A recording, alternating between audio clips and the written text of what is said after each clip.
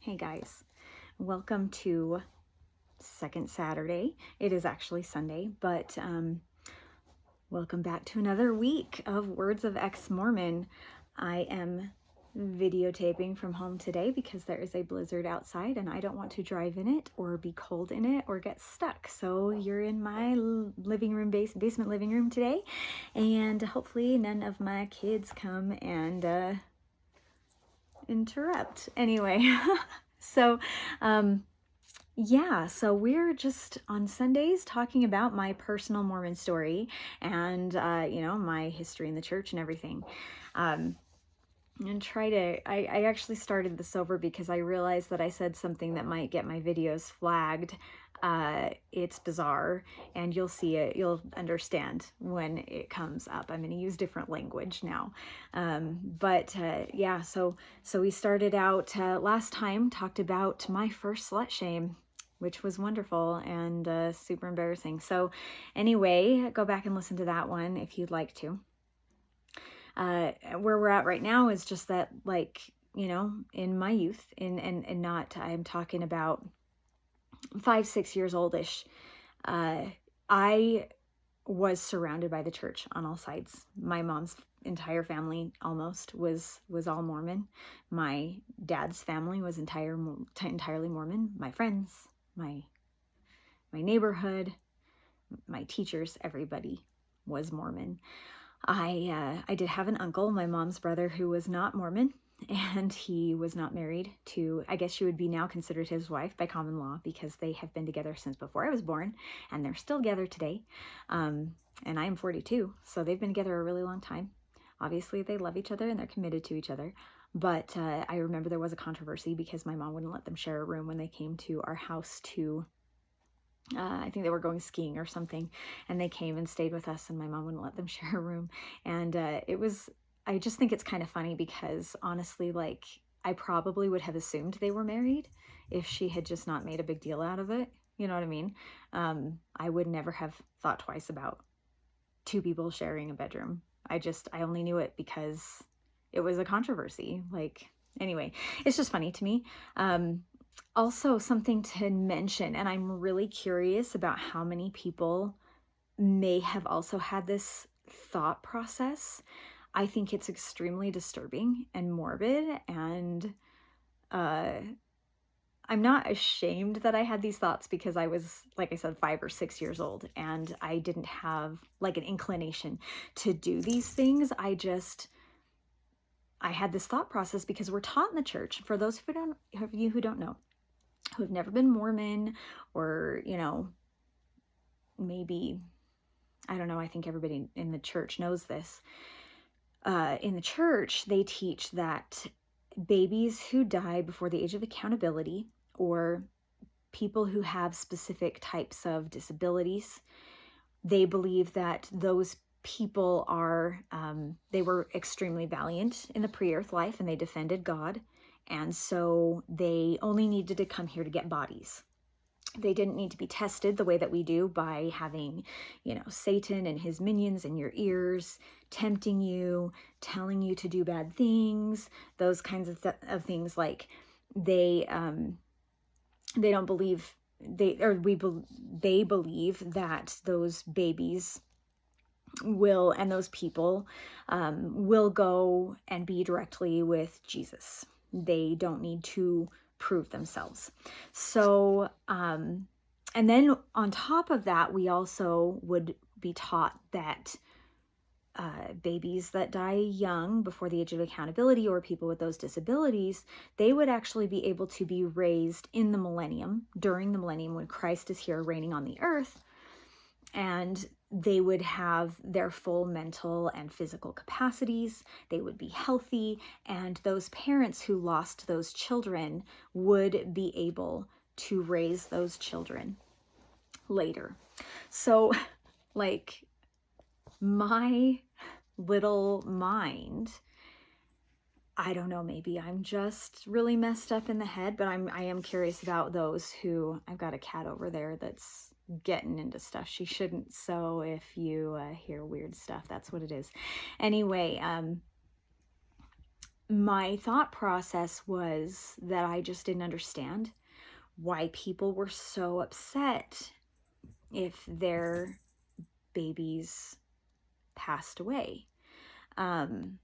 Because, I mean, like, I knew they wanted to have them there. I knew that there was a lot of good things in this life that you could experience, and that it's sad to not see your babies experience that. But honestly, I thought, eternally speaking, if there was, if we have this whole afterlife and the three kingdoms, and we get to be with Jesus, and that's a guarantee that your baby gets to be with Jesus, like, why is this sad? Like, isn't it just like a see you later kind of thing? See, Maggie gets into trouble. She's an orange cat, so she gets into trouble. Anyway, I had this terrible thought process that, why don't we just systematically off the babies? And it wasn't that I was violent. I had younger brothers and sisters. I loved babies. I didn't want to hurt anybody. I was not violent. I did not have an overwhelming desire to do that or think about it on the regular. It just was this thought process that I had. It was like, why don't we just systematically off them, so that that would guarantee that baby is perfect, and that baby would get to go and be with Jesus. So, isn't that better than having these babies grow up and sin and maybe not make it, or, sorry, I had to take Maggie upstairs before she caused problems. Anyway, so, but yeah, I just had that idea that maybe we could make it so that everybody got to be with Jesus, because we would just have a couple of guys who had the authority to take care of these babies, and then we'd all be there and we'd be safe and sound. And honestly, this happens in the scriptures all the time, where God kills off entire communities, entire cities, civilizations, and that it's better that they die as babies and young people without knowing anything than to grow up in sin, I don't know, because maybe I was thinking like God at the time. Anyway, but that's, that was my morbid little thought process, and I'm curious if anybody else thought that. But there was also this disappointment in myself as I approached my 8th birthday, that I hadn't died yet. And that meant that I was not as worthy as I should be, right? I wanted to be perfect. If I had died as a baby, then that would have meant that I was perfect, and that I was valiant, and that I defended God and everything. And so I was disappointed in myself that way. I had come here to be tested, and that of course fed into feelings of mediocrity, just being really average and really unspecial and unimportant. And I don't really remember how long I had these thoughts. I think by the time I was 8, by the time I did get baptized, I did have that disappointment in myself, but also I had moved past the idea that we should systematically off babies. I wanted to live myself also. I really liked living. I liked my friends. I've always been a pretty happy, if anxious, child. I enjoyed life, and I wanted to grow up and get married and have my own babies. And, so I don't really know when that thought process kind of ended for me. But I didn't want to die young, and I didn't want to hurt anybody. Anybody else have those feelings when you were about 8 years old, that you didn't die? So bummer, you're not perfect. You're not one of God's greatest and best, you know what I mean? Another really silly off-topic little thing that I had here was, my mom had this Christmas decoration that was a kneeling Santa. And for those of you who don't know, there's this whole story about the kneeling Santa, and it's just this statue, and it's got Santa kneeling in front of a baby Jesus in a nativity, and the whole story is just that the lists that he keeps all year long of the children who do good things and the good deeds that they do that make them good people, those are the gifts that he gives to Jesus at Christmas time, and that's the whole point of Christmas, blah blah blah. Like, it's fine. Like, I didn't actually know that story until I was an adult and my parents gave me a kneeling Santa to have myself for my Christmas decorations. And so I didn't know that story really, but that is kind of the origin behind the kneeling Santa. But she did have this kneeling Santa. I still love it. But I didn't put it up this year just because I was kind of just not sure how I would feel about anything Christ related or Christ centered. I don't know if I'll use that decoration in the future or not. I still think that it's a nostalgic thing for me. So I don't know, we'll see. Anyway, my little brain at the time when I was little, I had, and probably until I went to like junior high or something like that, because I don't think there was any idea of a world outside my bubble until about the time I went to junior high. And I mean, like, I knew the world existed, but like I was so naive about all of it. And I had this idea that because Santa was there kneeling in front of Jesus, I didn't realize that it was a nativity. I thought it was the actual Jesus. And I thought that it meant that Santa was there when Jesus was born. And I thought that it meant that he was Mormon, because I also didn't know that there was any Christian religion besides Mormonism. I thought Mormonism meant you followed Christ, and that I didn't know about any other religions. So that's pretty silly, and kind of adorable, maybe, I guess. I don't know. Anyway, that's what I thought. I thought if you believed in Jesus, you were Mormon. And obviously Santa was Mormon too. My parents were strictish growing up, in kind of a little bit of an unpredictable way. Like, I was literally raised on rated R movies, the Alien movies, Speed, The Rock, those kinds of things. And my mom would like legitimately and vehemently deny that we ever watched those kinds of things. But I was raised on those. I watched them. And so we did not watch rated R movies. But it was also kind of like, confusing. So, modesty. I would have never, ever been allowed to wear a two-piece swimming suit ever in my whole life. But also then, like, sometimes, like, or tank tops or short shorts. But sometimes my mom would like go shopping and she would bring home really cute clothes that were tank tops or short or dresses or things or whatever.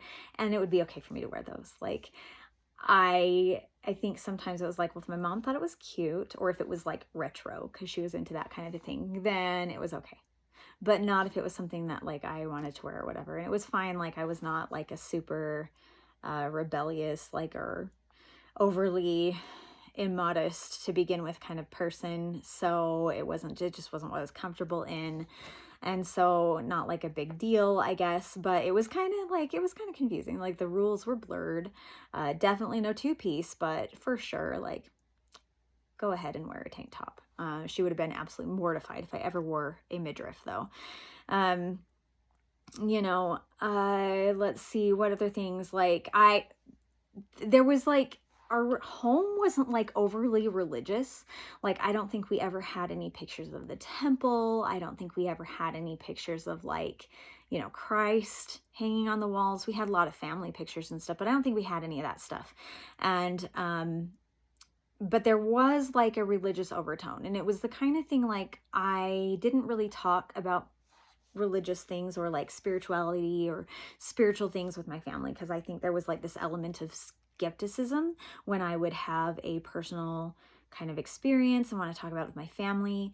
I pretty much didn't really talk to my dad about it. And then my mom just like would be really skeptical, like, like she didn't believe me or something. So there was kind of I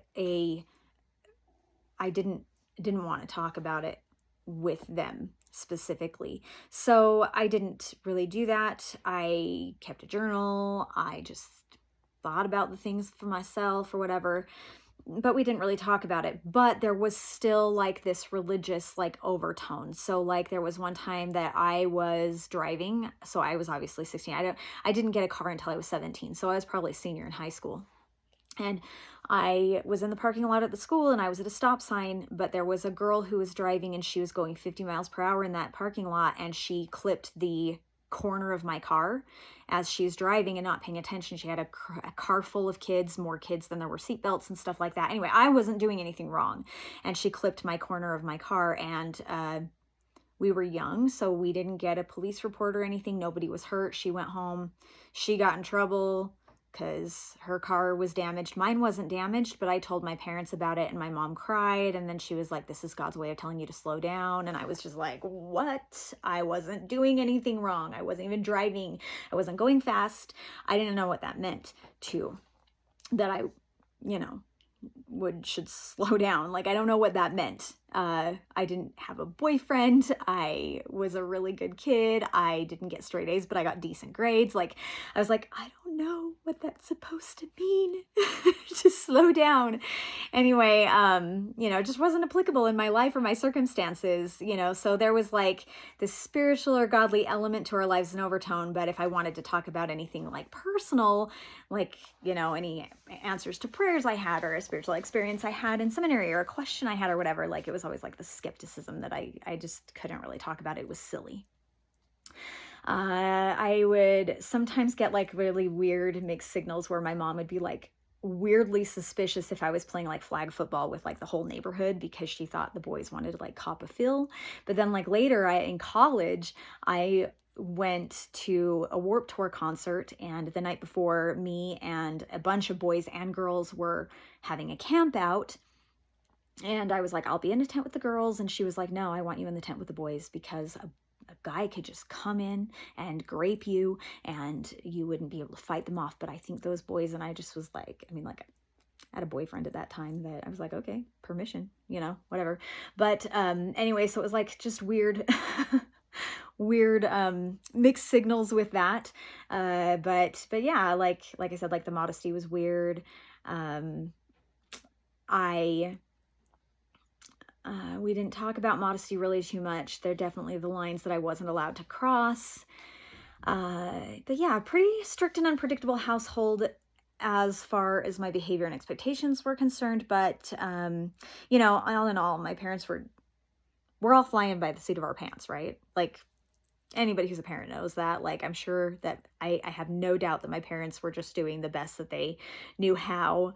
I don't feel like the majority of my trauma comes from my parents as far as my religious upbringing goes. I don't think that that's where it comes from. But yeah, like we weren't great with scripture study or family prayer. My mom tried really hard to consistently was trying hard to start and get into the habit of a scripture study regimen. Sometimes she would be like, okay, this is the goal this year. We're going to get up in the morning. I'm going to make a big breakfast. Everybody's going to eat breakfast together. We're going to read the scriptures. Then you'll go off to school. Your stomachs will be full. You'll be happy, blah, blah, blah. And we would do that for a little while. And, or, you know, sometimes we'd be like, we're going to read before bedtime, and, you know, like we're going to read every day. And whenever you read, you get to have these tokens. And when you have this token, you have enough of them built up, then you can get a prize. Like, my mom tried really hard to get into those things, but we would get busy, or we would be snotty and snarky and argue too much or something like that. And then she would get sick of it and be like, I'm not doing this. I'm the only person putting in the work. And, which I totally get. Like, you know, that's, and then we quit for a while. We've never, ever been good at family prayer, ever. We prayed before meals. And I was encouraged as a kid to pray before bed, but we didn't really ever do family prayer. That was just something we didn't really do. My dad went along with this. My mom was the orchestrator of the family prayers and things like that. But my mom was the one doing it, and that has also been my same experience for me as a mother. I for sure was the person who was always organizing and telling everybody to, get ready for family home evening. Come on, we're reading scriptures. Everybody wake up, blah, blah, blah. My husband's, remember, I was married before and then I got divorced. I'm married now.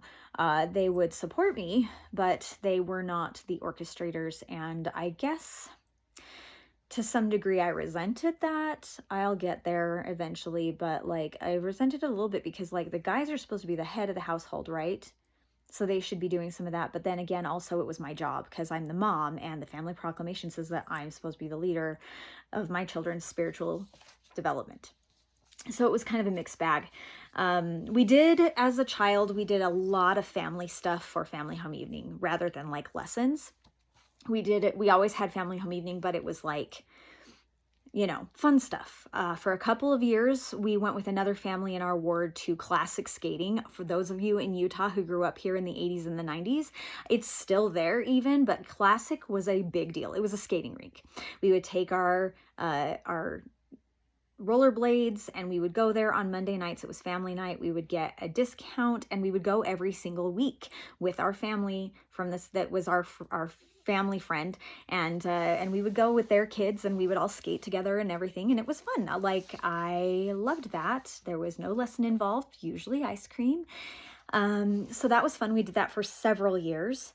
Also for a few years, my dad's side of the family did a once a month family home evening where we would get together with the whole family and have dinner, and we would hang. I loved that because I had a lot of cousins on that side, and we did a lot of fun things. So family home evening was a generally like really Orthodox practice. We did that. We went to church every week. They held callings.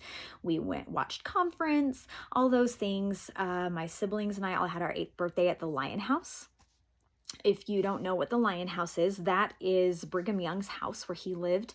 And they do, when you go there, they have like, for a birthday party or whatever, they have these little tea parties with these little finger sandwiches. And I don't remember what we drank. I want to say it was like a Tampico kind of a thing, like an orange drink mix kind of a thing. And then they had taffy pull. So that was the story that Brigham Young would, every time his kid had a loose tooth, it was one of those things like that you hear and then it's like, oh, he's such an endearing dad. He's really gross. Okay. But like at the time I didn't know that. And I didn't even know he was a polygamist. I didn't know anything about that. I was 8, but they did this taffy pull where they would pull the, like stretch it out and fold it and everything. And then you'd eat it. It's very sticky. It was good though. Good taffy. And we do the taffy pull. All the girls wore bonnets. The boys wore coon hats, and I opened presents. And we had, I was given a little Pioneer China doll, and, like that was fun. Like, I had a good time with that, but it had nothing to do with the church, really. It just happened to be at the Lion House. I did not like going to church ever. I would try to sleep in too long. So I'd, be awake, but I'd be like laying there and trying to pretend I was asleep. Like maybe if my parents realized that I was sleeping in and that I was still asleep when it was time to go to church, maybe they'd be like, oh, she's so tired. Maybe she's not feeling good. We'll just let her stay here or whatever. But I was always burning the candle at both ends. I stayed up late. I woke up early, and it was really hard for me to really sleep in. And if I ever did sleep in anyway, my dad would come in and turn on the lights and then take my blankets and leave the room. That's how he woke us up. So I wouldn't have been able to sleep in anyway. We didn't have to wear church clothes all day, and often we would go drive up the canyon. We'd go for picnics, hikes, those kinds of things. That was very nice. Often we would go with another family in the ward and play with them. We used to go up the canyon. I don't remember what canyon it was, but there was always this waterfall we would go to, and then there was these like slabs of slate. So we would get these slabs of slate and we would write on it like chalkboards and stuff, and it was super fun. We didn't go shopping though. Wouldn't go shopping on Sundays, and we were not allowed to play with friends on Sundays. I don't really remember personally feeling unequal as a girl versus a boy. I think there's less of that when you're a little child anyway in the church. It's pretty equal until you're about 12 anyway. I guess maybe there is the Boy Scout thing because that's coming up, or the Cub Scout thing. My mom, to her credit, and I don't think she'd admit this, but she's absolutely a feminist, and I don't think she's pretty conservative. So I really don't think that she would like to be called a feminist, but she is. She is an advocate for women and equality.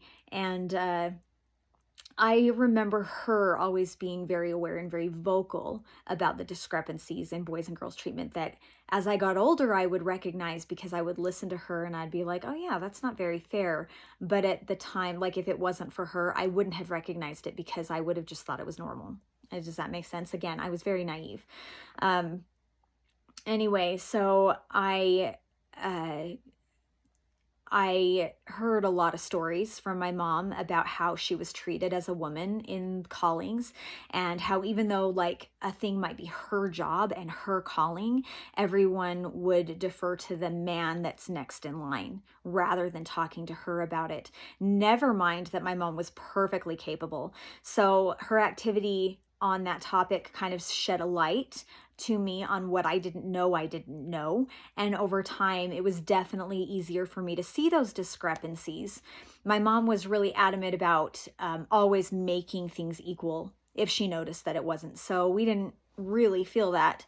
My mom, in addition to being the activities committee chairman in our ward. So that meant that, and that's not something that exists anymore. I don't know, maybe it does. I think when I left, it was kind of coming back as a thing, but for a long while, they didn't have like a ward activities committee. It was the Relief Society and the Elders Quorum, and they did their own activities. And occasionally, like for Christmas, there would be a ward activity, but for the most part, it was just the different auxiliaries. And, but when I was growing up, there was an activity every single month, and my mom was that activities chairman. And so she, for years, and she was in charge of it, and she orchestrated the best parties. Honestly, we had the best parties in my ward. And in addition to being the activities committee chairman, she was also my Mary Miss teacher. Now they also, these days, they have what's called activity days, and that's for kids that are 8 years old until they go into young men's or young women's, when they are the year they turn 12. And so they used to have Mary Miss, which was, I think, 10 years old until you go into young women's, which used to be when you're 12. Now you go into young women's and young men's the year you turn 12. So you might be 11 at the beginning of the year. You'll still go straight into young women's and young men's in January. You used to have to wait until you turn 12. Now, and they also used to have Cub Scouts. So the boys used to do Cub Scouts from the time they were 8 until they turned 12. Then they would go into young men's and do Boy Scouts.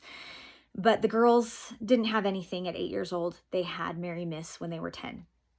Now, my mom was my teacher for Mary Miss.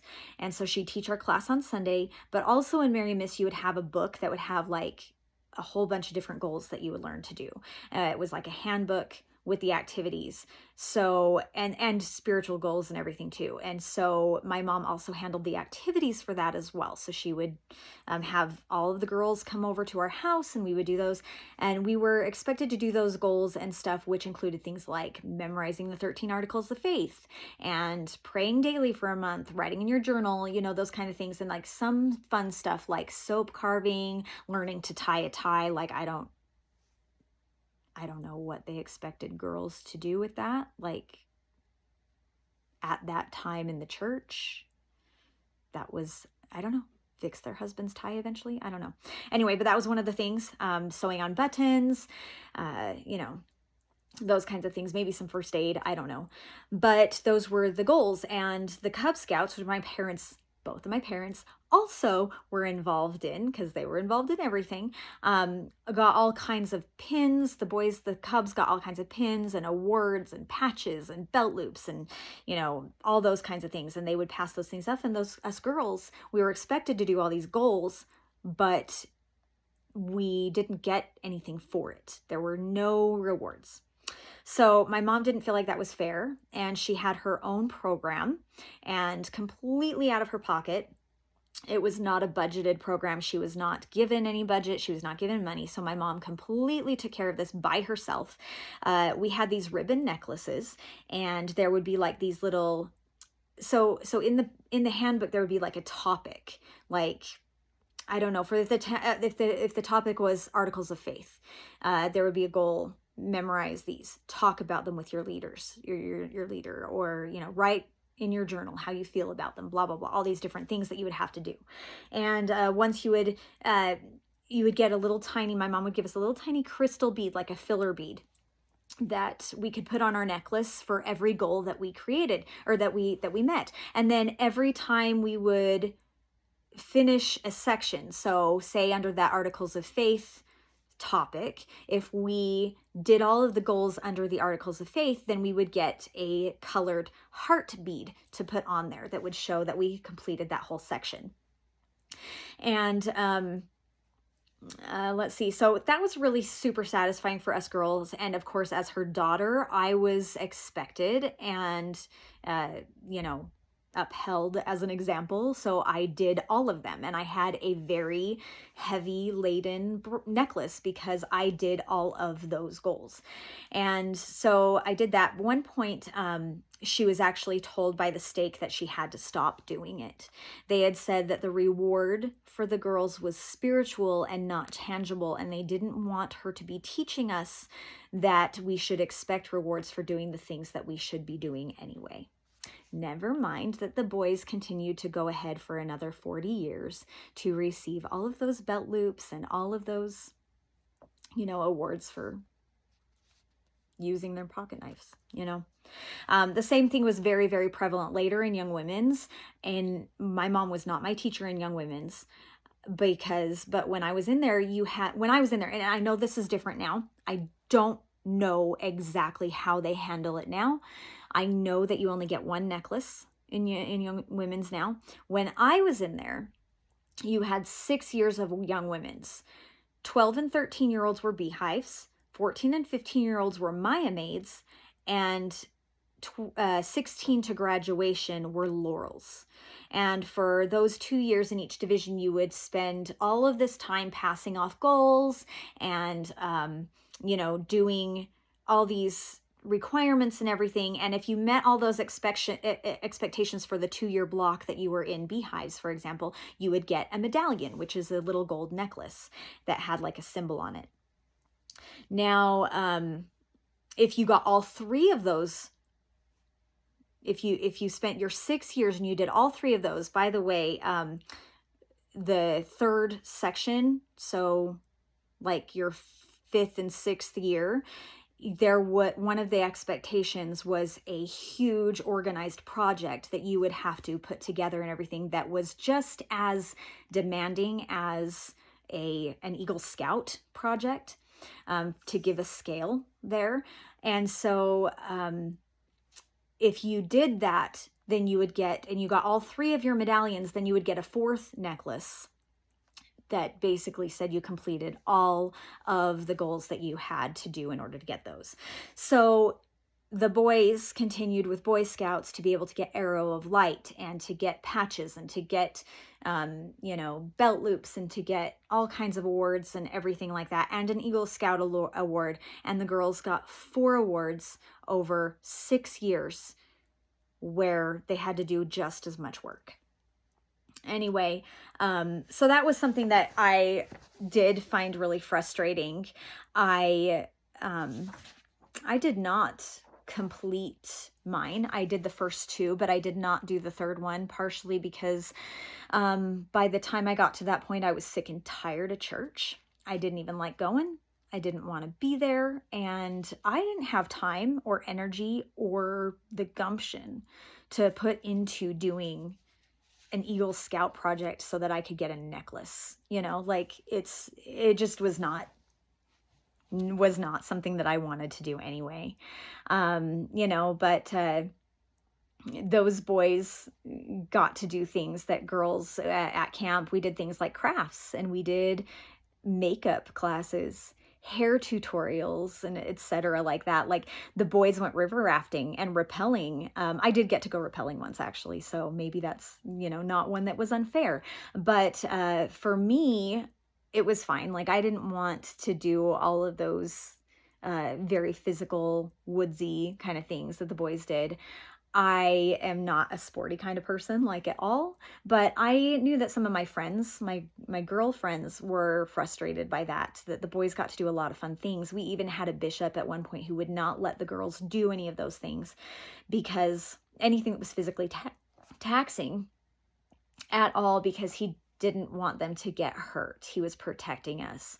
Like there was one time we were playing catch with a football outside of Mutual afterwards. It was like summertime, so it was like 9 o'clock, but it was still like bright as noon, so the boys were they had brought a football, and it was just like one person was throwing it, and then everybody would try to catch it, and then the next person would go. I don't know what that's called, but it was just a game of catch. Weren't even playing like any kind of tackle football. And the bishop came out and chewed us out and told us to go home, and that this wasn't a safe activity or an appropriate activity for girls to be involved in. That was frustrating for me because I was flirting with the boys, not because I was great at catch, but just like it just was obnoxious that we weren't allowed to be involved in that. I loved Mutual though. I loved Mutual. Especially when the activity was combined with the boys. Not only did I like to flirt with the boys, but I had 4 boys that were specifically my best friends, and I hung out with them more than I hung out with the girls. And so I loved being able to hang out with my best friends. I'm from the lovely generation that had to sit through all those purity lessons about chewed gum, licked frosting on cupcakes, brownies with poop in them. I'm going to talk about a lot of this week, so buckle up, friends. Anyway, the wedding dress fashion shows, like a lot of purity culture. Like purity culture was probably 90% of what we were taught as girls from day one. From that time that I was 5 years old, 6 years old, and that lady told me that I couldn't wear that dress to church anymore because it was inappropriate. And, it started very young. I was, the whole prom dress activity about the modest dresses where like people would have us wear prom dresses that were modest, but then they had like these like sewing statues, like the busts or whatever, the mannequins, and they'd have those with like immodest examples, so like spaghetti strap or like sleeveless dresses or short dresses. And they had like one of the young women leaders was the announcer. So we would walk down this runway and show our pretty modest prom dress and stuff. And then they would verbally like compare the immodest dresses that were on the mannequins to lingerie, which of course is inaccurate anyway. And I did wear a spaghetti strap prom dress to prom. My mom liked the boy I was going with, so it was okay with her. I told you the rules were a little weird and skewed and everything like that. She really liked him, and so it was all right with her that I wore a spaghetti strap to prom. Anyway, but yeah, like it was just so bizarre, like that they were always telling us, you can wear a modest dress or you can wear lingerie. It's up to you, but you should really be prepared to wear garments someday. So this is really what you should wear. Prepare to make covenants by acting like you already have. Never mind that we didn't even know what the covenants were that we were going to make. There were a lot of frustrating things about modesty culture though. And there were always those lessons and strong overtones that I was responsible for the virtue of the males around me. But also there was this fear instilled in me. Now, this is, I will admit that I am not a person who really had a lot of trauma from the, or self-loathing or self-judgment from the licked cupcake and virtue lessons. I'll talk about that again later this week. I will talk about that. But I didn't have that fear, or that I was unworthy, or that I was icky, or that I was damaged. I didn't hang on to that. I didn't get that message super deeply instilled in me. My mom was very open about, stranger danger, good touches, bad touches, all those things that she was kind of ahead of her time. Kids in the 80s, I feel like we didn't have the resources that kids do now, or at least I hope anyway. My mom talked to me a lot about those kinds of things. I knew those kinds of things, and I knew that those kinds of things were inappropriate, and they were my fault if that happened. Anyway, so I didn't internalize those kinds of things. I also didn't internalize that I needed to be, I don't know. It was a non-issue, and I was very curious as a child about those kinds of things, so it wouldn't have mattered anyway. But what I did really internalize was a fear that if I dressed immodestly, if I was, if a man or a boy were to see me in something that was inappropriate, short, low cut, shoulders showing, those kinds of things, that if he saw me and had so much lust that he violated me in some way, and that he would do that, like that is what the consequence would be for me dressing in an inappropriate way, is that I would be violated against my will, and that would be my fault. So, my mom did her best to tell me, look, if somebody ever touches you or whatever, you tell me and we can make it stop. Like, that's not appropriate. These are not good things. You never keep secrets, blah, blah, blah. And while I didn't think that if I ever had sex outside of marriage, that it would be like super damaging to me, or that I would be damaged goods, really, I did internalize, even against my mom's teachings, my parents' teachings, based on the church's teachings, I internalized that if I were violated because of what I was wearing, that would be my fault, and that I would be to blame. And I feared that it was real. Like, based on what they always told us all the time, was that if I dressed that way, like, guys wouldn't be able to help themselves. Not boys, not men, not teachers. Like, it was completely my job. And, no holds barred, boys would do that. They would violate me. So that was my perception. I mean, women do get violated all the time, but it's just not true that because of what they wear, or that they wanted, or whatever, like, it's not their fault. And that was a conflict inside me, because not only did I want to be attractive to boys, not like every gross guy I walked past, but, like, boys I liked. Like, I wanted to be attractive to boys, and you aren't able to just dress so that one boy will look at you. Everybody sees what you wear. And I wanted to be pretty, and I had a sexuality, but I also was expected to be pretty for the boys. So there's such a complex idea that girls should be pretty and take care of themselves and be thin and lovely and accommodating and desirable, and also be like a sex kitten for your husband once you're married. But also that you should be humble and timid and quiet and covered and innocent and shocked about any kind of lewd behavior, and not have any sexuality to speak of. And I just never really... I really never knew how to reconcile any of that.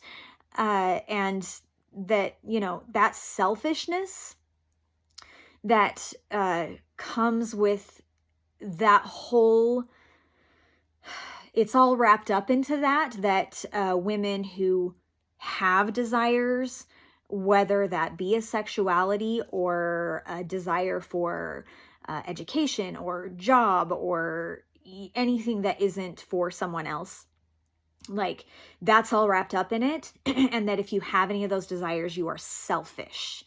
And I make deliberate strides to not be selfish. It is a huge trigger for me even now. And when I do something that is just for me, I feel very guilty. I feel like the money could be better spent, or the time could be better spent, or I'm forgetting about something that somebody else needs. I'm learning that it doesn't need to be all or nothing. I can take care of myself too. Sometimes that requires some money. Sometimes it requires taking time away from other things. But when I take care of myself, it does not mean that others are neglected. It doesn't mean that my husband can't pick up the slack. It doesn't mean that if I spend some money on myself, whether that means buying myself a chai or a new outfit or going out with my friends or replenishing my art supplies, that I'm wasting it, or that I'm using so much of it that there isn't any left for other things that I'm responsible for, because that's never something that I do. And I'm still not good at feeling that, even though I know it logically. So that kind of brings us to the end of that part of my Mormon story. We are not even out of my adolescence yet. It's a long road. I was in the church for 41 years. I say that a lot, but I know not everybody sees every video that I make. So anyway, that is my story up till now. I would love to hear what your thoughts and your experiences for the same kind of time period in your life are.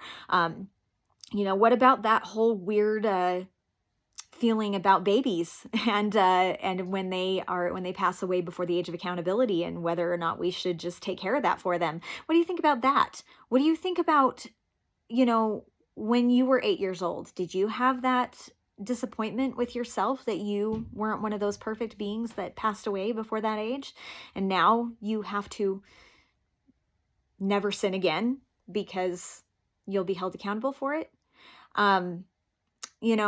What about your adolescence and your getting older and going into young men's and young women's? Did you have any inequality type of experiences, or is that something that you didn't notice, that wasn't a problem for you? I would really love to hear what you thought about those things, especially purity culture. Purity culture is something that's just like super fascinates and also just infuriates me. And so I'd love to hear those thoughts. You can for sure leave a comment. If you leave a comment, I will probably respond with a video comment or a video reply. I'm trying to do that and be more conversational, so that's super fun. You can also send me a message, send me an email if you want to be anonymous. It's bray.wordsofexmormon@gmail.com. Thank you so much for listening. I know this was a bit of a long one, but thanks so much, and think terrestrial.